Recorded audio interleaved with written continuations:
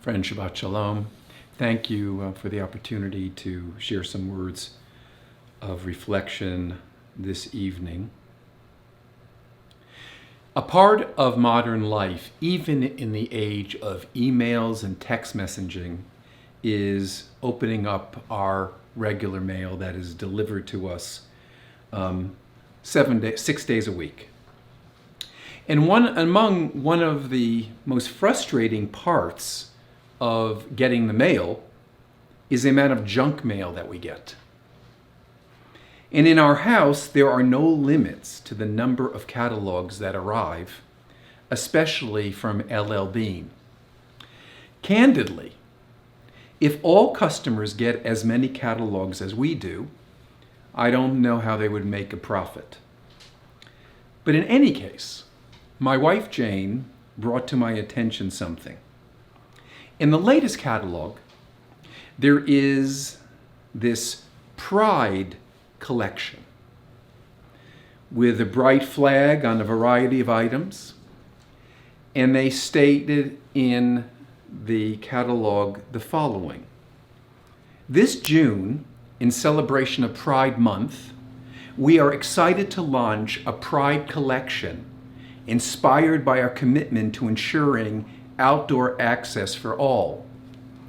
Comprised of a range of apparel and accessories, this collection celebrates the joy of our outdoors in support of our LGBTQ plus employees, customers, neighbors, family, and friends.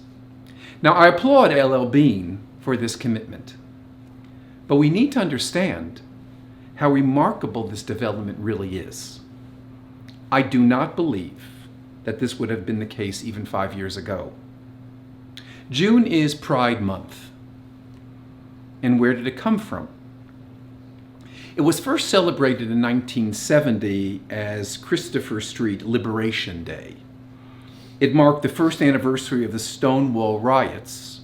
The riots began on June 27, 1969, when police raided the Stonewall Inn, a gay bar on Christopher Street, and arrested the owner, employees, and many of its LGBTQ customers.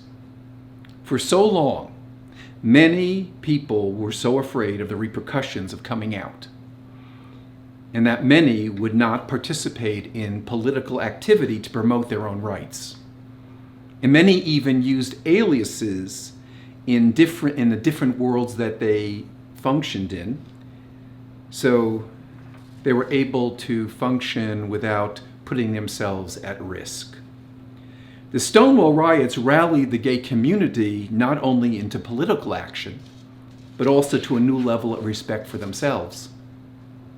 Pride Month is a time to recall the trials of the lesbian, gay, bisexual, transgender, and queer community, what it has endured, and to celebrate the triumphs of these trailblazing individuals who have bravely fought and continue to fight for full equality. Pride is both a triumphant communal celebration of visibility and a personal celebration of self-worth and dignity. We affirm our commitment to standing in solidarity with the LGBTQ plus Americans in their ongoing struggle against discrimination and injustice. Now, why is this important for the Jewish community? How is it particularly relevant to us? The first reason is obvious, and sometimes we don't want to admit it. Judaism, at least in its ancient form, has theologically struggled with gender nonconformity. Biblical and rabbinic tradition makes many statements that forbid any form of non-heterosexual behavior, and most particularly sexual relationships between men, and ultimately Judaism forbids sexual relationships between women. But the sources are quite clear and at times painful, and you have to read them and look at them and accept that they're there. But Judaism is not a stagnant tradition.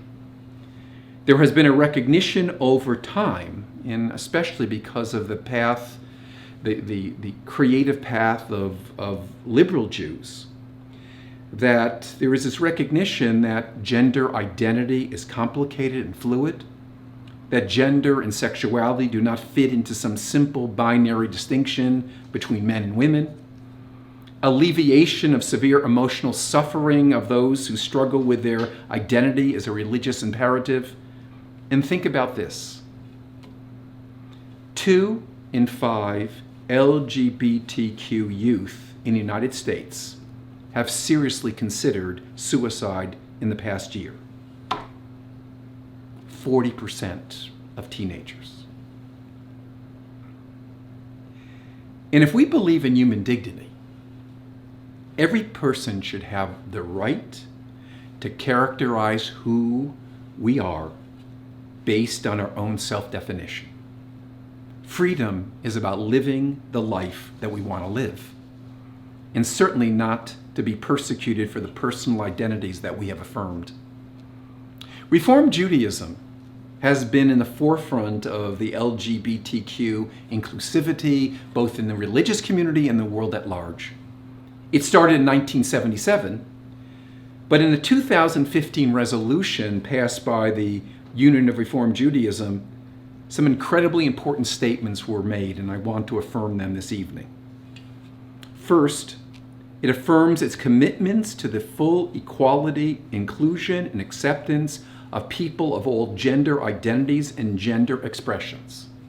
2, affirms the right of transgender and gender nonconforming individuals to be referred to by their name, gender, and pronoun of preference in our congregations, in our camps, schools, all other Reform-affiliated congregations and organizations.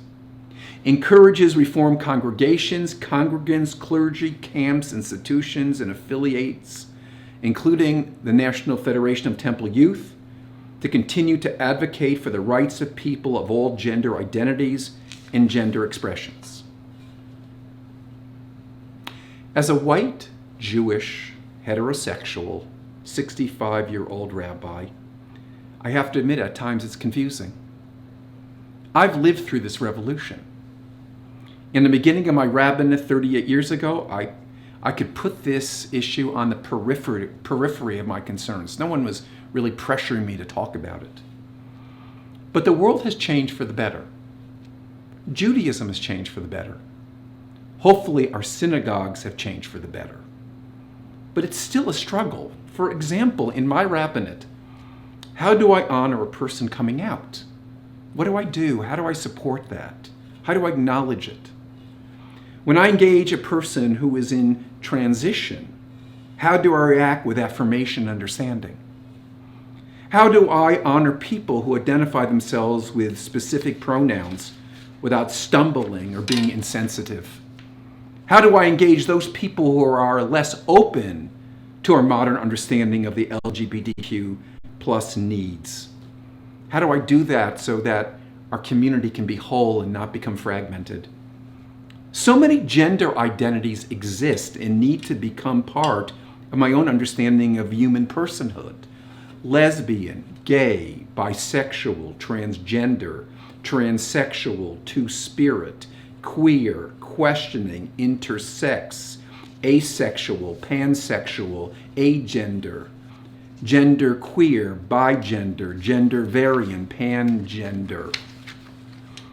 These are complicated self-understandings, and we need to be able, and I as a rabbi especially, need to be able to understand all of them and to embrace when those definitions of personhood connect to the person that is part of our community and who I want to build bridges of covenant and friendship.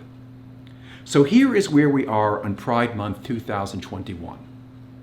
A better world where people rightfully can define themselves. A more complicated world than existed before. Things get more complicated when you examine the truth and stop shaming people. We all have a lot of work to do. So much prejudice still exists in all of us, but especially in fundamentalist religious communities and socially conservative areas of the country. As a Reformed Jewish community, Our commitment has to be uncompromising. But we will make mistakes. Yet we need to be honest, open, sensitive, questioning. We need to learn better to honor each other by really seeing each other and respecting what we see with love and with openness. But let me say something about our congregation.